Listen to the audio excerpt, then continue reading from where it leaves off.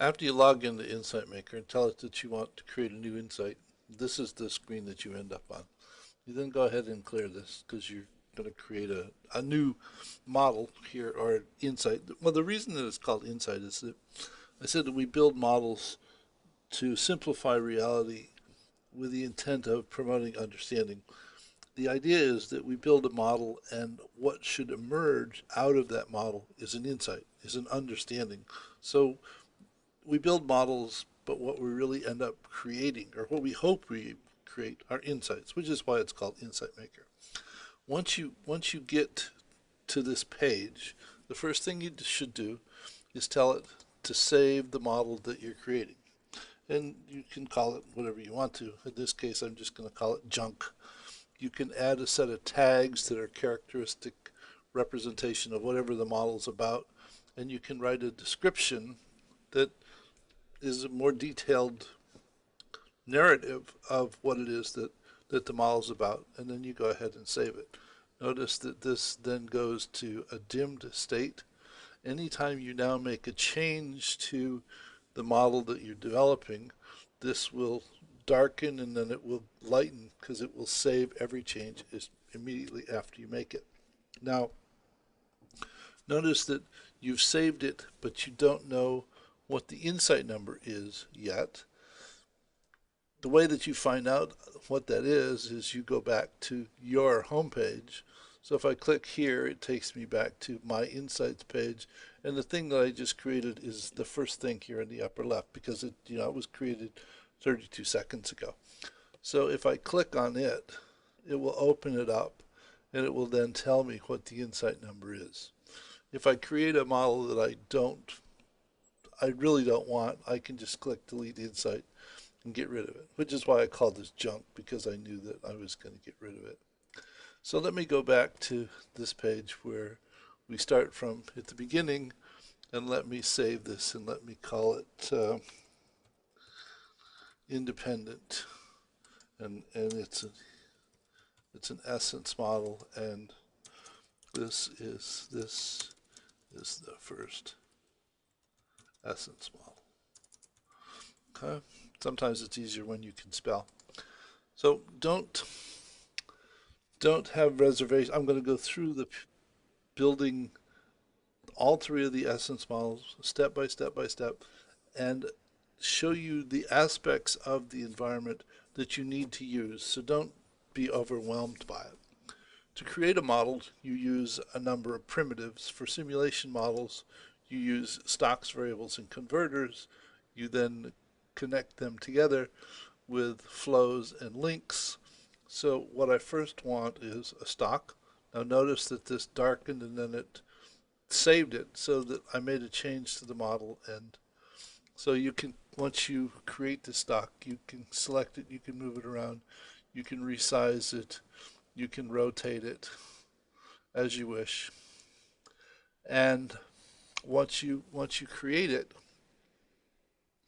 you notice that over here on the right is the parameter panel. It shows you all of the parameters that you can set with regard to a stock. Remember, a stock is an accumulation of something. So at the moment, we're not going to name it anything. We're just going to leave it new stock, but you could name it, change the name of it here, or you could double click here and type a new name for it in here. The only way that you can change a stock is with a flow. So you want to make sure that you click on flow as opposed to link. Click on flow, and then when you mouse over this, notice the little arrow shows up. So you can then drag this, but notice that it's an arrow coming out of the stock. It's simply the nature of the web environment. You have to start someplace. You can't start on the blank canvas and draw a flow. So you have to draw the flow out of it and then click here to turn it around so it's flowing into it. Now by default, when you look at the stock, it says the initial value is 0. You could also click here. There's a little equal sign which accesses the equations part of the model. The flow, we're going to go ahead and set the flow to a value of 1 and apply that. Now, We could have set that up here in the configuration panel, and we could have changed the name of the flow here, or we could have double clicked here and changed the name here, but they're a little small to do it there, so we try and change them up here. Now that we've started with a stock that has no value and a flow that's 1, we need to do some settings, and what we'll say is we want to start at time 0, we want a duration of 10, and we want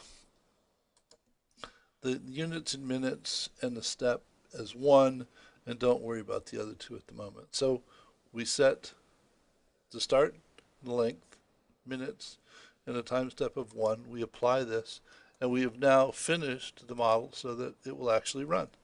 And it says that the value, the new stock, starts at 0 and it increases in a linear fashion to 10. Now, let me go ahead and click on configure and tell it that I really want a I guess it doesn't show a legend because there's only one variable. It doesn't need a legend.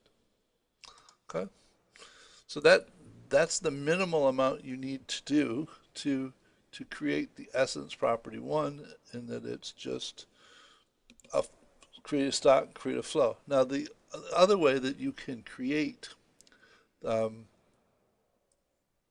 properties or primitives on the canvas is to right click, and this pops up so that you could create stocks and variables and converters from here just by clicking on it. Now what we're going to do at this point is we're going to create a variable, and then we're going to use a link to connect this to the flow, and we're going to say that new variable has a value of 1, and now we're going to change the flow so that rather than have a set value, it's actually the value of new variable.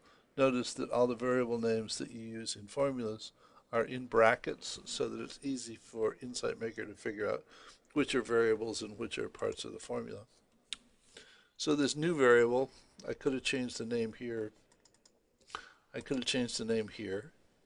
But now that I've done this, notice that I now have 2 values, one for the new stock and one for the variable. And where is time display, x-axis, label axis? Oh, here it is, legend position, top. Okay, so now here's the legend. So it shows that this is the new stock and this is the variable. Everything that you really want to do is here someplace. Sometimes when you are new to using the environment, you need to get familiar with things where they are. And some things, when you don't use them for some period of time, it takes a bit of getting used to understand where they are.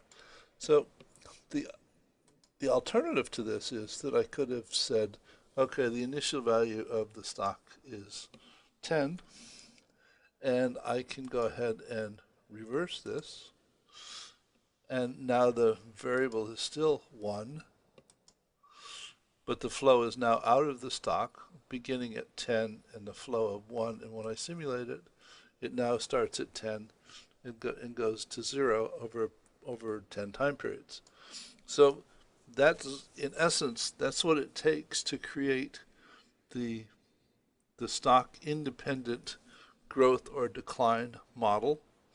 I would suggest that you go to Insight Maker, create this, create it for filling a bathtub with water, or filling a pool with a garden hose, or filling a coffee cup, or filling something. Just go ahead and practice. Create a stock, create a flow, a variable, and then run the simulation just so that you work through the mechanics and you begin to develop a level of comfort in the environment. The reason that we start with very, very small, very simple models is that simply so that you're not put off with a lot of complexity. You just need to get familiar with a few things at a time, step by step by step. So that's the independent growth and decline model. In the next video, we'll talk about the reinforcing structure. So practice, practice, practice. See you shortly. Bye.